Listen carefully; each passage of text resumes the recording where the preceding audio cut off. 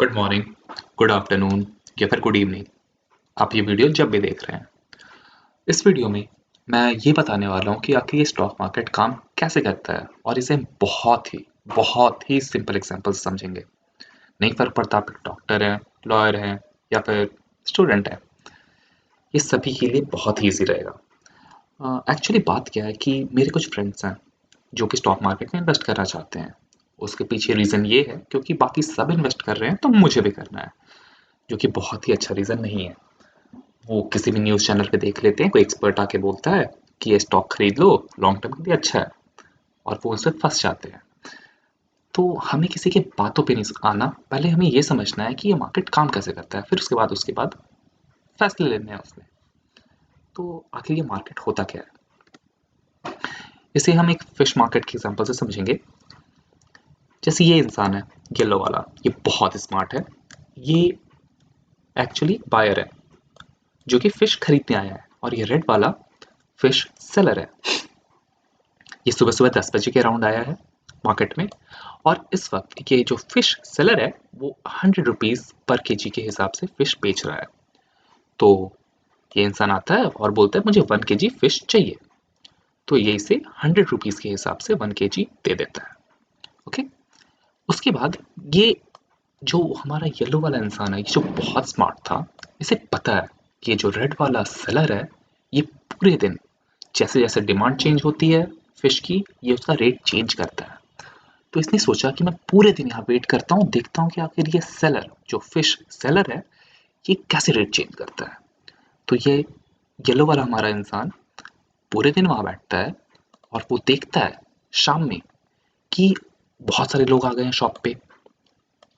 वो सब बोल रहे हैं मुझे फिश चाहिए, मुझे फिश चाहिए।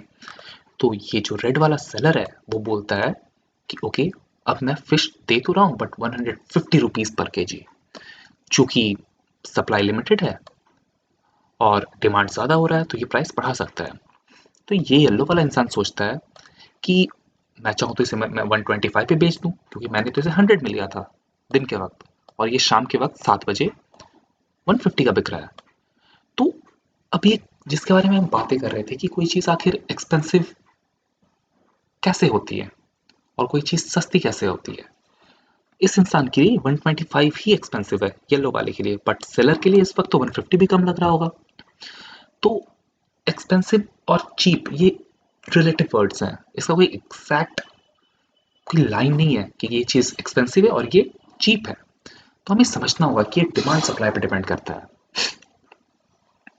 तो अब हमारा मार्केट भी एक वैसा ही जगह है जो कि डिमांड सप्लाई के कारण किसी चीज़ का प्राइस बढ़ता है या घटता है। मार्केट में क्या चेंज होता है, क्या कौन सी चीज़ें अपना हैंड चेंज करती हैं, स्टॉक्स, वो सब के बारे में अभी हम नहीं समझेंगे। हमें बस ये समझना है कि स्टॉक मार्केट एक जगह है जहाँ बायर और सेलर आकर के एक दूसरे से मिलते हैं, और एकदम सिंपल वर्ड्स में बताया जाए तो वो कंपनी की कुछ हिस्सेदारी होती है उनके पास। वो चेंज करते हैं कि इस कंपनी का इतना वैल्यू है इस हिस्से का, तो मैं तुम्हें इतने, वो पर्टिकुलर X% मैं तुम्हें दे रहा हूँ, बदले में तुम मुझे कुछ कुछ रुपए दो। और ये चलते रहता है, चलते रहता है, चलते रहता है। तो स्टॉक मार्केट भी एक फिश मार्केट की तरह एक जगह है जहाँ पे बायर और सेलर मिलते हैं, और वो कंपनी की जो ओनरशिप होती है वो चेंज कर सकते हैं। ओके, अब अगला क्वेश्चन ये आता है कि यहाँ पे होता क्या है। जो हमने फिश मार्केट में अपना एग्जाम्पल देखा कि उस स्मार्ट इंसान ने, येलो वाले स्मार्ट इंसान ने 100 रुपीज़ में फिश खरीदी थी, और शाम में उसका रेट क्या हो गया था, 7 PM पे 150 रुपीज़, राइट। स्टॉक मार्केट में भी वही है कि आपको कोई भी चीज़ सस्ती खरीदनी है और उसे महंगी बेचनी है, और ये नॉर्मल मार्केट का रूल है। ये मार्केट कोई अलग नहीं है, हमें सस्ता खरीदना होता है और महंगा बेचना होता है। एक्चुअली एक बहुत इंटरेस्टिंग कहानी है कि एक बार एक जंगल में बहुत सारे गधे थे। सभी के पीठ पे नमक की बोरी थी, और एक गधा जो कि बहुत आलसी था उसके पीठ पे रुई की बोरी थी। तो वो एक जंगल से जा रहे थे। तो सभी गधे जिनके पीठ पे नमक की बोरी थी, उस जंगल में जो एक नदी थी उसमें जाके बैठ जा रहे थे। तो नमक घुल जा रहा था पानी में और उनका बोझ हल्का हो जा रहा था। उसमें से जो एक गधा था जो बहुत ही आलसी था, उसने देखा कि सभी गधे बैठ रहे हैं पानी में, उनका बोझ हल्का हो जा रहा है। वो रुई की बोरी अपने पीठ पे लिए उस नदी में जाके बैठ जाता है। सभी का बोझ तो हल्का हो गया, बट उस गधे का बोझ भारी हो गया। अब इस कहानी से हमें सीख क्या मिलती है कि नकल के लिए भी अकल की ज़रूरत होती है। हम कभी देखते हैं न्यूज़ चैनल पे कोई एक्सपर्ट आकर के बोल देता है कोई एक्सवाईज़ी स्टॉक है, आप उसे ले लो, ये फंडामेंटली काफ़ी अच्छा है, लॉन्ग टर्म के लिए काफ़ी अच्छा है, इसमें प्रॉफिट ही प्रॉफिट होगा, आप उसे सस्ते दाम पे लो आज, उसका धीरे धीरे प्राइस ऊपर भागेगा और आप पे प्रॉफिट होगा। बट जो लोग मार्केट में पहले से काम कर रहे हैं वो ये बात जानते हैं कि आप ज़्यादातर इसमें लॉस खाते हो, क्योंकि हमें ये समझना है कोई चीज़ सस्ता और महंगा होता क्या है। और कोई कंपनी अगर फंडामेंटली बहुत अच्छी है तो सब कोई उसको आकर के क्यों बताएगा। अगर आपको पता है कहीं पे आपको बहुत पैसे मिलने वाले हैं तो क्या आप उससे आकर के सबके सामने बताओगे? नहीं ना, बिल्कुल नहीं। क्योंकि डिमांड सप्लाई का बात वहीं आ जाता है। सब कोई अगर कोई बहुत ही कीमती चीज़ को खरीदने आ जाए तो कोई बेचेगा ही नहीं उसे, राइट? तो हमें ये समझना ज़रूरी है कि हमें किसी पे आंख बंद करके भरोसा नहीं करना।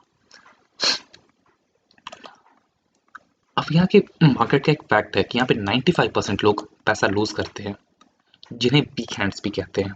ये हमारे आपके जैसे रिटेल इन्वेस्टर्स होते हैं जो कि थोड़ा बहुत पैसा लेके आते हैं और मार्केट में लूज करते हैं, और 5% जो बहुत ही स्मार्ट और एक्सपीरियंस्ड प्लेयर होते हैं ये प्रॉफिट लेके जाते हैं। इसलिए आपने सुना होगा कि अमीर और अमीर होता है, गरीब और गरीब होता जाता है, और मार्केट एक जुआ खेलने का जगह है। एक्चुअली ये जुआ खेलने का जगह नहीं है, यहाँ पे प्रॉपर नॉलेज होना चाहिए, मार्केट कैसे मूव करता है उसका एक्सपीरियंस होना चाहिए, उसके बाद ही आप यहाँ प्रॉफिट कर सकते हो। और यहाँ वक्त लगता है, नहीं फ़र्क पड़ता आप आईआईटी गए हो, आप आईआईएम से पढ़े हो, कोई फ़र्क नहीं पड़ता। अगर आपके पास एक्सपीरियंस नहीं है तो इस मार्केट में प्रॉफिट कर पाना बहुत मुश्किल है। और इस मार्केट का सबसे बड़ा जो किसी के पास असेट हो सकता है वो एक्सपीरियंस है। अब आपने एक बात ध्यान दिया होगा कि जो भी स्टॉक्स न्यूज़ में बताए जाते हैं, एक्सपर्ट्स द्वारा बताए जाते हैं, या फिर हमारे फ्रेंड ने बताया होता है कि मैंने लिया था और मैंने प्रॉफिट किया इसमें, या फिर कोई शर्मा जी ने लिया और उसने काफ़ी प्रॉफिट किया। अगर आप सेम स्टॉक लेते हो तो जनरली इसमें लॉस क्यों होता है? ये सोचने वाली बात है, क्योंकि हम ये आदत होती है हमारी कि हम अपने जीते हुए ट्रेड्स के बारे में बात करते हैं लोगों से, और ये जो भी चीज़ें होती हैं इसे फॉलो करना बिल्कुल बेवकूफ़ी भरा फैसला है। जब आप कोई कॉलेज सेलेक्ट करते हो तो आप अपने उसे कॉलेज में देखते हो कि उसमें पढ़ाई क्या होने वाली है। आप कुछ भी आप इवन चप्पल जूते कुछ भी खरीदते हो तो आप खुद उसे देखते हो। बट आप जब अपने पैसे लगा रहे हो कोई शेयर खरीदे हो तो किसी टिप पे भरोसा करके कि उसने न्यूज़ में बोला, किसी एक्सपर्ट ने बोला है, किसी फ्रेंड ने बोला है, या फिर किसी पड़ोसी ने दिया है, ये कोई बहुत ही अच्छा रीज़न नहीं है। तो ऐसा होता क्यों ना? ये वीडियो लंबी हो रही है, इसके बारे में मैं अगली वीडियो में और अच्छे से बात करूंगा कि हमें किसी को फॉलो नहीं करना होता, हमारा खुद का रिसर्च होना चाहिए, हमारा खुद का एनालिसिस होना चाहिए, तभी इस मार्केट में हम टिक सकते हैं और किसी स्टॉक को लंबे वक्त तक होल्ड कर सकते हैं। ओके, तो इस क्वेश्चन का आंसर जानने के लिए कि ये सब चीज़ें गलती क्यों होती हैं, प्लीज़ हमारा चैनल सब्सक्राइब करिए, लाइक करिए, कमेंट करिए, और जो भी इंसान जो इस मार्केट में आना चाहता है और स्टॉक मार्केट के बारे में नहीं जानता, ये वीडियो उसके साथ ज़रूर शेयर करिए, क्या पता किसी की हेल्प हो जाए।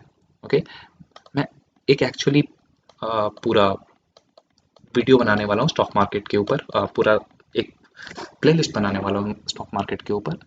तो आई होप आप वो ज़रूर देखें और वो आपको पसंद आएगा, और मैं एकदम बेसिक से इजी वर्ड्स में इसी तरह के एग्जांपल से आप लोगों को हर एक टॉपिक एक्सप्लेन करूँगा। So please follow, like, comment and share. Thank you very much.